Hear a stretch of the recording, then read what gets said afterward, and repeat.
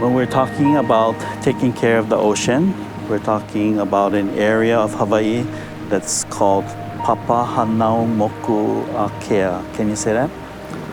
Papahānaumokuākea. The Papahānaumokuākea Marine National Monument is an area of highly protected ocean habitat in the Northwestern Hawaiian Islands. The monument is closely tied to the origin story of the Hawaiian people recorded in an ancient chant. The name means where all life springs. Uncle Saul helped come up with the name and is one of the many native Hawaiians with a special connection to this place. Papahānaumoku represents the responsibility to care for the place that is our beginning. The designation marked the beginning of a global movement in ocean protection that led to the creation of more than a dozen other large-scale marine protected areas around the world.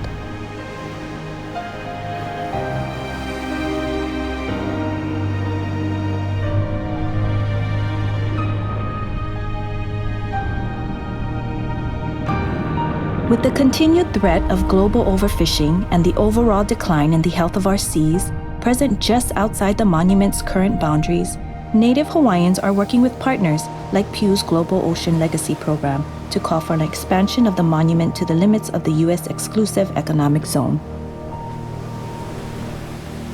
Looking at the opportunity to expand the boundaries of Papahānaumoku, for me, represent one small contribution that we can make as part of Hawaii to that global partnership of caring for place. So I'm going to dig the hole and follow his path all the way down. Having my granddaughter spend her time here with me on this shoreline where I grew up as a child, one day as we were gathering crabs and she asked me, what are we going to do with this? And I said, oh, this will be our dinner. I had to think about that because if I cannot ensure that that food will be here for her lifetime and beyond, then I'm not being responsible to place. And then when we take care of a place like that, then there'll be more things available. And so when you want to catch a fish sometime in the future, there will be a fish. You think that's a good idea? Yeah. Yeah. So can you say the name again? Papahānaumokuākea. Yeah.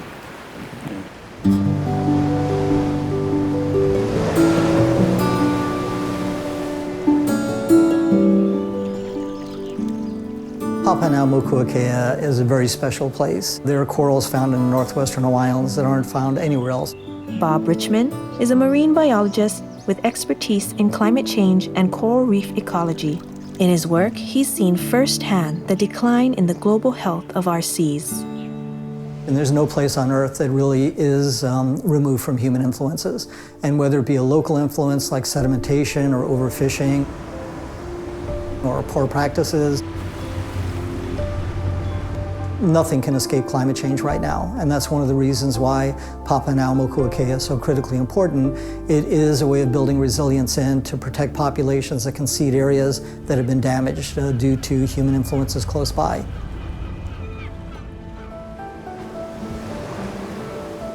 As the world's largest carbon sink, the ocean plays a critical role in regulating the climate. By increasing ocean health, marine reserves are one of the most efficient means to protect Earth and its climate. The bigger the monument, the better the impact that it has in terms of achieving the goals and objectives of protection. By establishing a larger boundary, it makes a big difference in terms of adding new deep sea features. In the area proposed for expansion, scientists are discovering new deep sea species, such as fish and invertebrates. Some ecosystems in the area are home to species that haven't been found anywhere else. Expanding the monument will protect these species and the broader ocean ecosystem. We see just a fraction of the world's oceans that are in any kind of protection at all. About 2% of the ocean is designated as highly protected, but scientists say we need to set aside 30% of the ocean to safeguard it for future generations. By establishing a larger boundary that people are hoping for, it will establish the largest marine protected area in the world. No place on Earth is left as a refuge unless we choose to have it.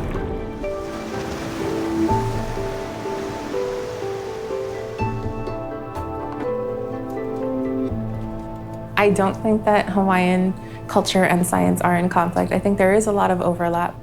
Narissa Spies is a graduate student at the Kewalo Marine Laboratory.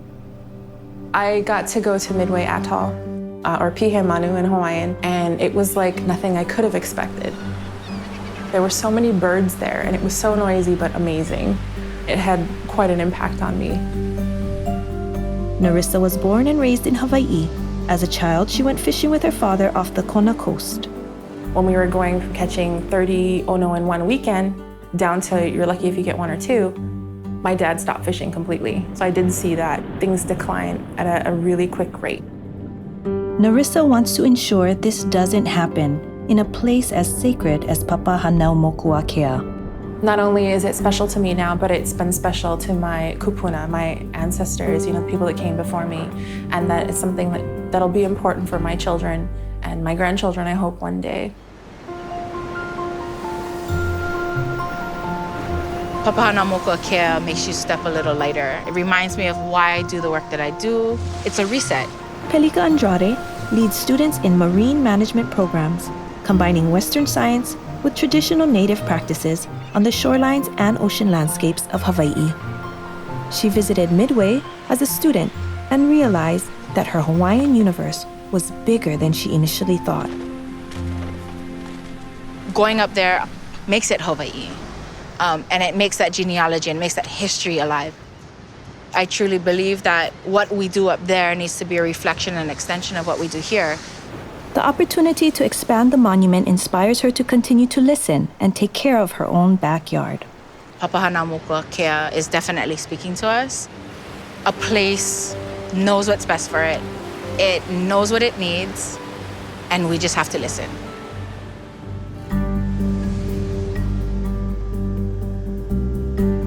So what we have here is some collections from Papahānaumokuākea. They were some of the first things that were brought back that piqued the curiosity about, what did these islands represent? Kekuewa Kikiloi is an archaeologist and cultural expert on Papahānaumokuākea. His research helped uncover the deep connection our ancestors had to these islands. Papahānaumokuākea is really like a raw and unfiltered place. You see animals and wildlife that interact with you. We have a direct relationship with these animals, and we believe that these animals are part of the genealogy of our people. And so when we look at the natural environment, we feel a deep responsibility to want to protect those aspects of the environment because they're an inherent aspect of ourselves. We need to expand Papahānaumokuākea because it's the right thing to do, I think, right now.